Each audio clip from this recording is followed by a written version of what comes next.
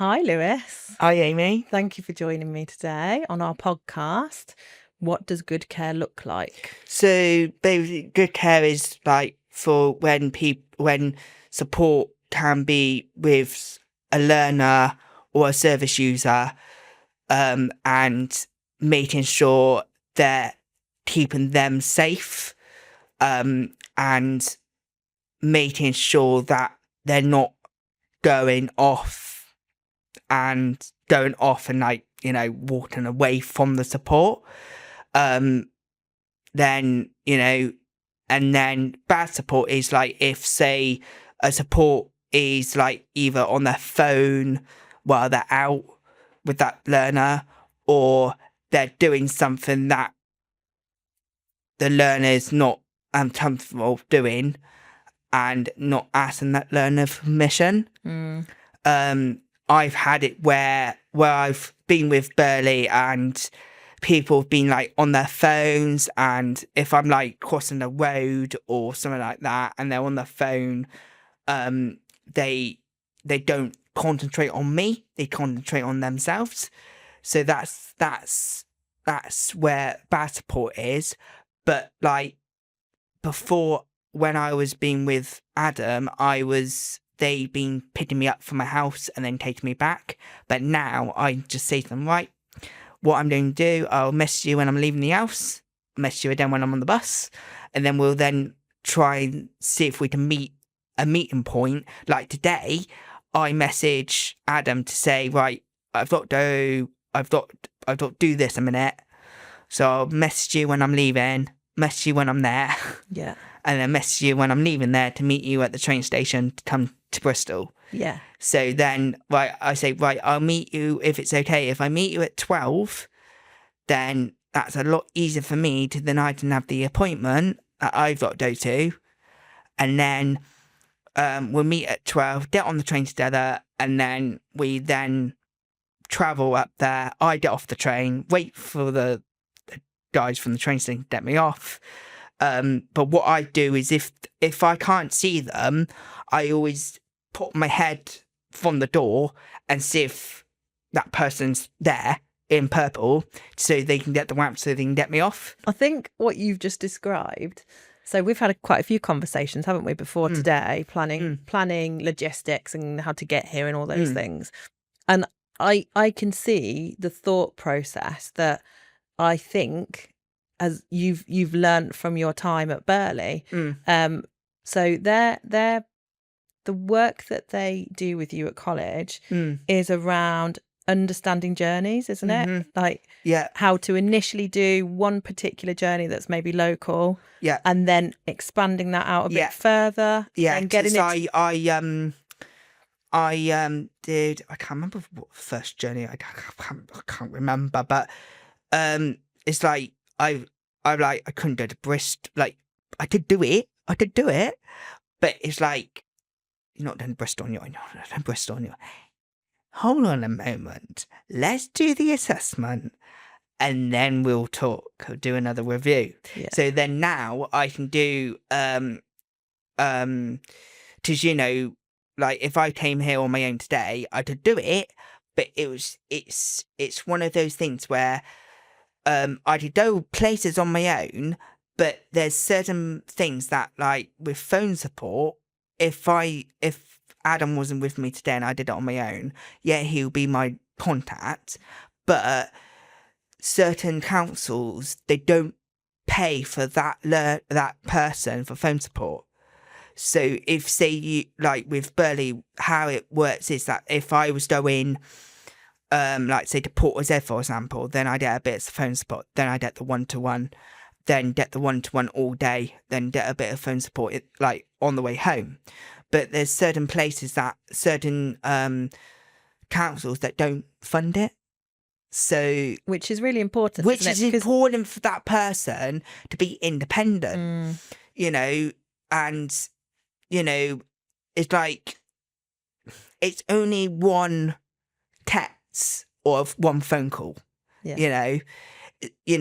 so they need to not. I know I'm not saying anything to the council, but with any provider, if they offer phone support, they will, it's a lot easier, because what happens if, say, if I was going home today, coming back, and I was late, or I was stuck, I need to contact somebody. Yeah. Like, I was in Bristol one time where, not this part, but I was in central Bristol by Temple Meads, and my phone died. I thought, we've all been in that situation. Yeah. So what do you do? That's So the question. what do I do? And I didn't have my phone lead on me. I thought, So I know what I'll do.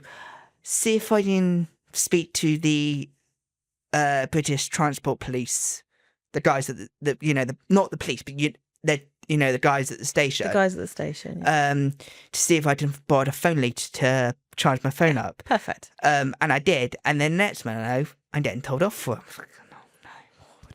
But you know what I mean? Like, I know everyone does it, but it's just one of those things where your phone's out of battery, you're thinking, oh no, oh dear. Everybody's done that. But, it's just one of those things where the phone support comes to play, it's only one text saying, are you okay? Are you all right? Are you there? Are you, so that's how Burley requests me, like, with a phone support and where I'm basically going. But today's journey, you just thinking about the stages of today. Yeah.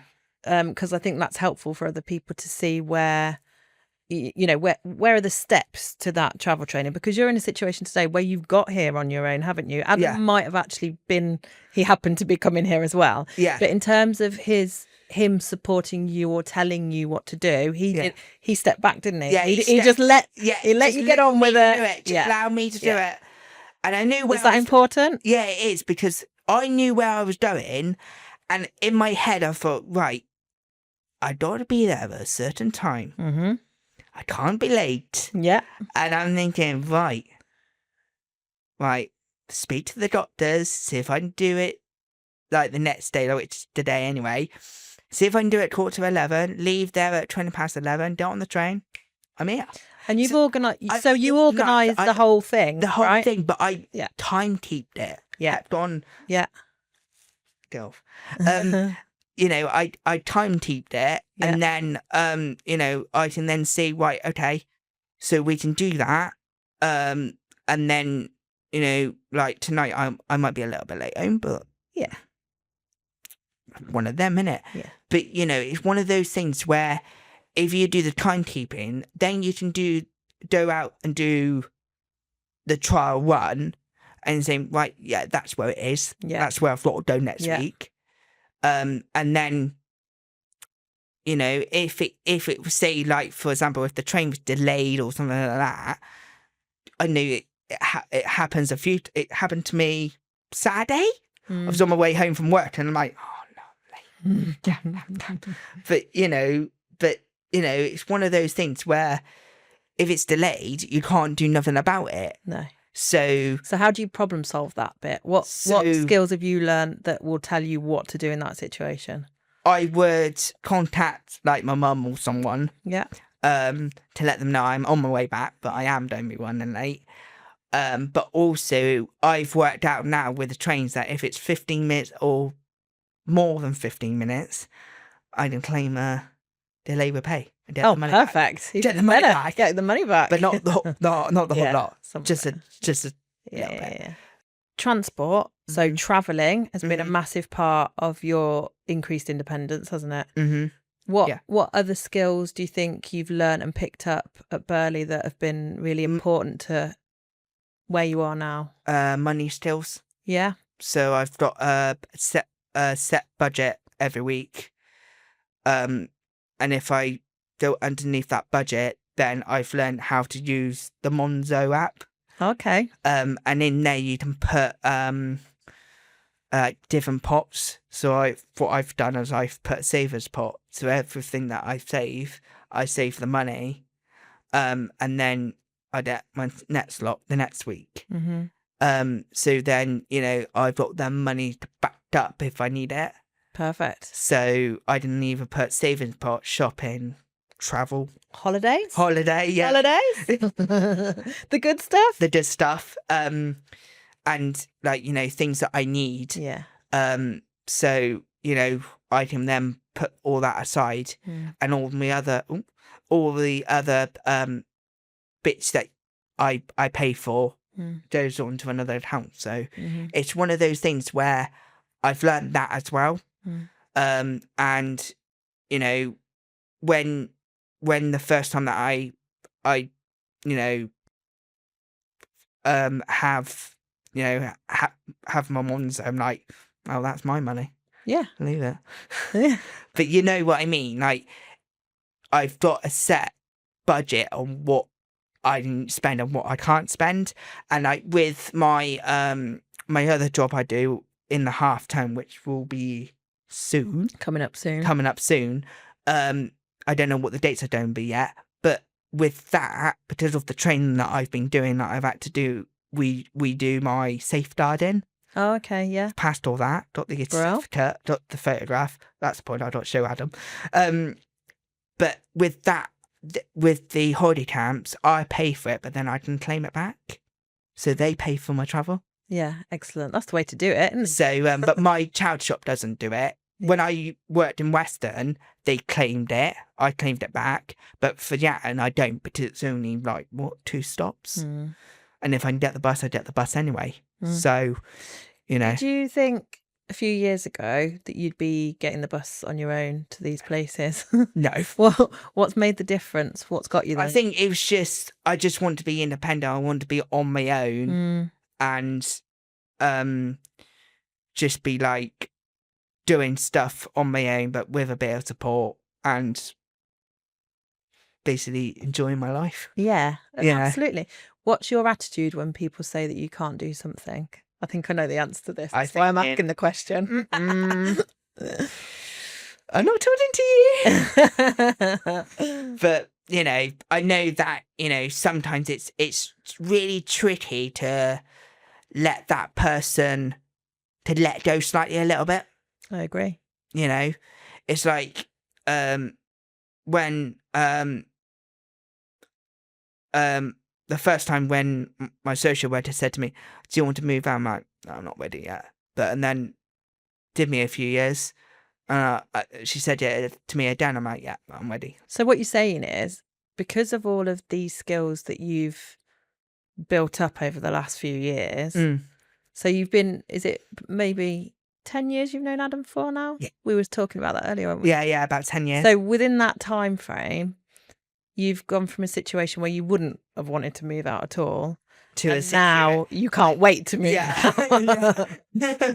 But it's like the first Burley ball that we had, I couldn't go to, but the second one I went to.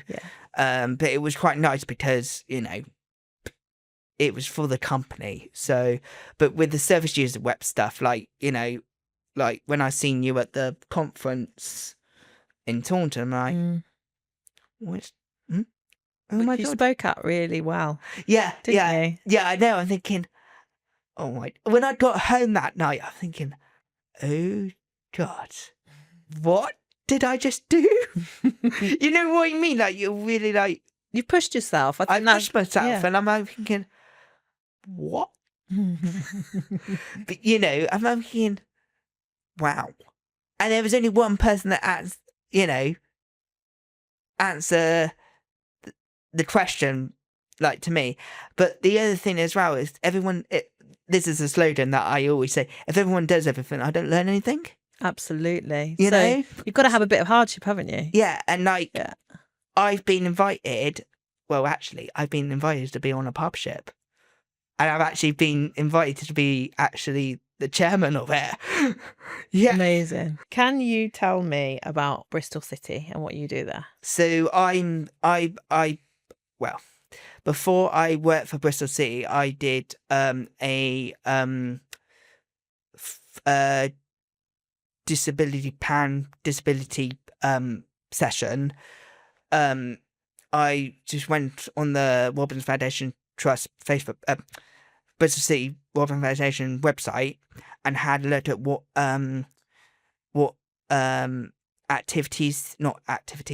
what sessions they do. So I looked at the one on the Tuesday, and I ran the person up, and they basically said, yeah, come along, see if you like it.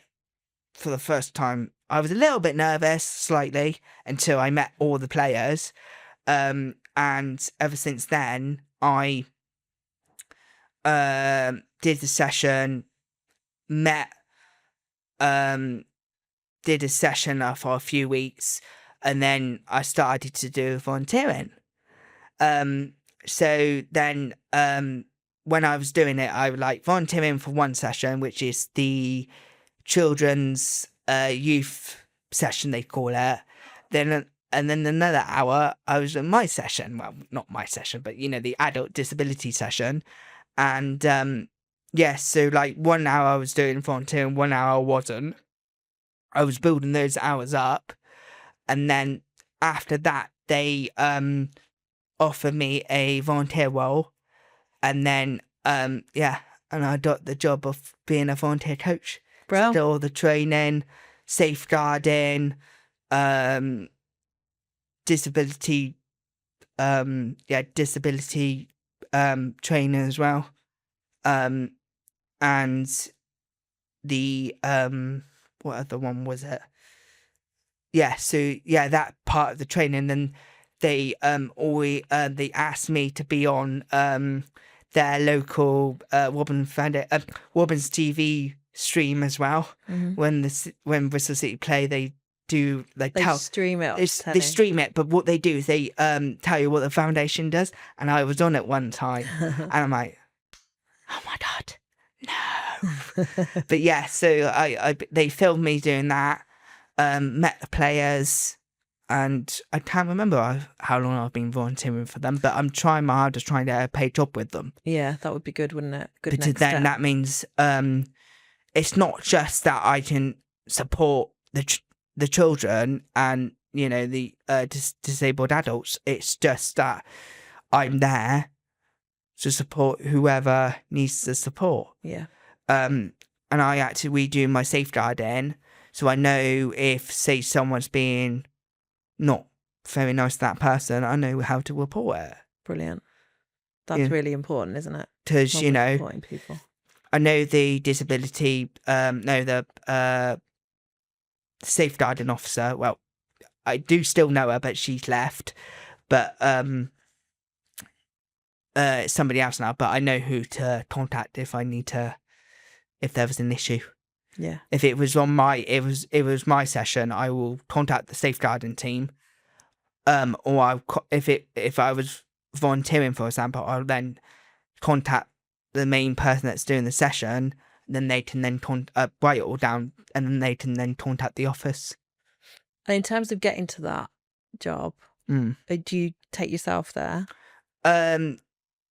Not as much. I go with my support just because I've got to change into my foot boots to see if it's outside. Yeah. I can't wear my normal trainers, so I got to change into my football boots. But yeah, ever since then, I've been having support taking me and helping me and stuff. Yeah. So, but they don't do anything. They just watch me and make sure I'm okay.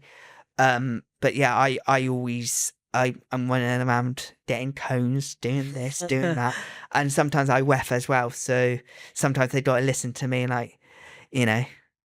so, but I did the power of the whistle. Did you get a whistle? Yeah. But yeah, I also did a session by myself actually at my old primary school. Oh, brilliant! So all the 28 kids in 3 classes. How do you control that? How did you keep all their attention? I don't know, but yeah, it was a little bit hard, but but yeah, they didn't take me on, but I don't mind that. At least I tried. Yeah. But yeah, if there was try and do it with other schools as well, but it's really tricky. So I tried it, and it didn't work out. But there might be another way. I might be able to contact some schools and see if they want my services. Exactly, and you've got that experience now, haven't you? Yeah, and I take a session for Burley as well on a Monday morning at Portishead. Yeah. So yeah. Sometimes if they don't listen, then Yeah. Gotta take the whistle, and I'm like, right. Yeah. You know, it's one of those things where if that person is not listening to the coach, then, you know, there's no point of being in the session. Yeah. It's like I don't know how many years it's been now, but I'm part of the Banwell Beacons now, which is in Banwell, and I've got a disability team there, and I was next Thursday. I'll be there anyway. Next Thursday morning, training, playing a match. So it's one of those things where the first time I did that, I'm like, thinking, what, eh? And then, you know, after all that, I then started to meet new people. There's some of the guys that I already knew, but there was new people that I met, and I love it. I love going to the session. Like, we've done tournaments. We won against Bristol Rovers disability team at Bristol. Good work. So that was the fun. And you know, so I had the presentation as well the other week, which I got a medal for that. Brilliant. So for the season anyway. Yeah. So, you know, it's just one of those things that it's nice that now there's a place that I can go, like I can play football with my mates than sitting at home doing nothing. Yeah, absolutely. You're describing to me a very active life where you're out and about a lot. Yeah. Do you think that's important for people? Yeah, it is, because, you know, yeah, you're out and about a lot, but also you're looking after that person at home as well. When you get home, you will be like making drinks for them, making their tea and things like that, and that's what I'm doing at home at the moment. You know, so, you know, like tomorrow, if I didn't have this today, I would be in the shop now and getting my ingredients for tomorrow morning for cooking for my tea for tomorrow night. No time to rest then, Lewis. No way. A couple of other bits we've talked about before around building up those kind of essential life skills was something about speaking up, wasn't it? Was part of your... Yeah, so like if say like some of my friends, I know that it's tricky, it's really hard for them, but you know, if something's upset them or anything like that, I always say to them, you always chat to me about it. I wouldn't go to like, say, someone like, this person's have this problem, can we sort it? But if it was, say, something that, you know, personal, I wouldn't say anything. But, you know, if it was a safeguarding issue, they can tell me, and then I'll then tell the right person. Yeah. And then they can then go from there, really, see what the protocol is. Yeah. So you are somebody who people would come to and talk to? Yes, I'm the service user rep. Yeah, brilliant. So if some of my friends are like, you know, it's difficult for them, or wants to ask me something for, you know, whatever, so I'm just here to listen to them. Yeah. Because, you know, it's not like the other day, like I was on the bus going back to Weston from Portishead, and I was trying to say to one of my friends, I said, do you know what bus stop you got attached to that off? Because there's certain ways that if people want to regress, then they got to learn the bus stops, they got to learn the routes, and they can't rely on that person's car, because then they got to pay the mileage.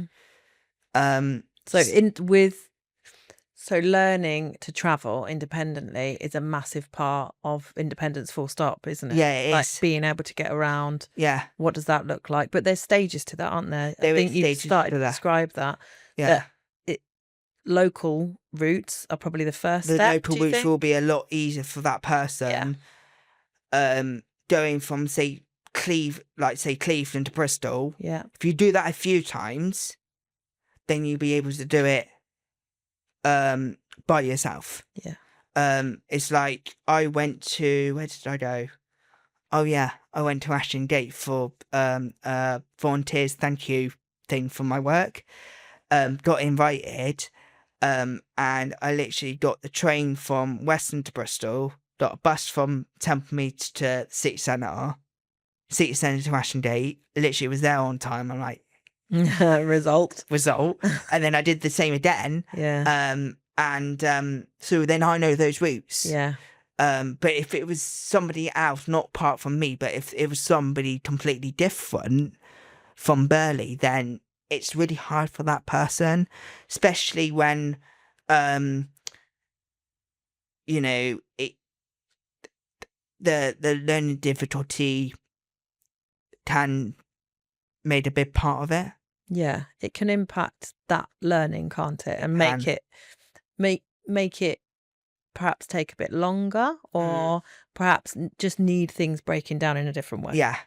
And, you know, I always think when I'm learning something, I always do a timekeeping form. So I'm planning like this trip. Right, so I'm leaving my house at this time, saying bus to town or Bristol, wherever I'm going. And then done, arrive at 7 o'clock, for example. Arrive at home at 7. So then I put all that in my notes, and then I put that on the timekeeping, and then I send it off to whoever I've got to send it off to. And that's it. You've staged it out, yeah. And then you got that plan, yeah. And then that person, that support, or that person to look at it, like, you know, how we don't do it. Tell me, in terms of everybody that supported you through those stages, tell me what's the really important qualities for you in a staff member or in a support staff. What kind of person do you look for? Funny. Yeah. Funny.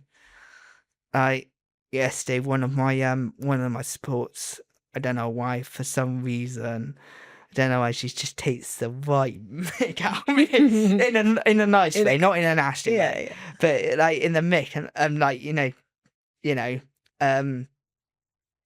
just having a bit of fun. I'm like, you wait, I'll thrash you one day. Like, I wouldn't do that, but you know, like in a you know, whatever, I will like yeah,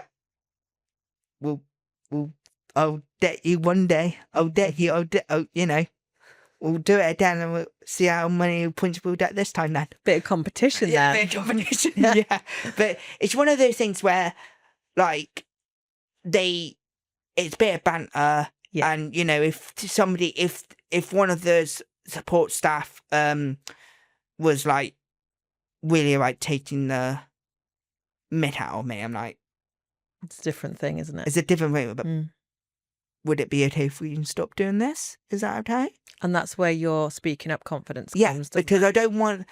In my way, I don't like to say it and then feel bad that I've upset that person. Yeah, we all care about how other people feel, but I suppose it is a particular skill to learn that you can stand up for yourself. Yeah. And you don't have to take that. No. Yeah. Because, you know, it's like, you know, I had it where... I was in Bristol one time going to use the facilities at Bristol, and knocked the door, seeing if there was somebody in there. No answer. I thought, oh, okay, knocked it down.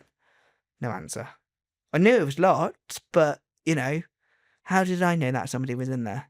It was only until I do the key, and then they come, popped up me. I'm like,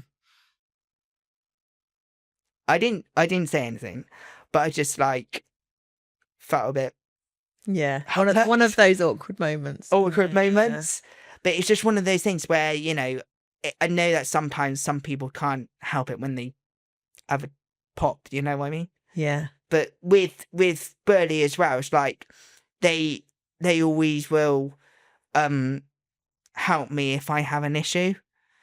If I have an issue, I always will go to either Adam, Aidan, the key workers, or if it will be my key worker, it will be Kirsty. But if I was having an issue, then I would go to her. I'm like, can we have a chat about this? Because... So perhaps someone who listens well as well is a good thing. Yeah. Because... Anything else you can think of? They've got to be funny. listen well,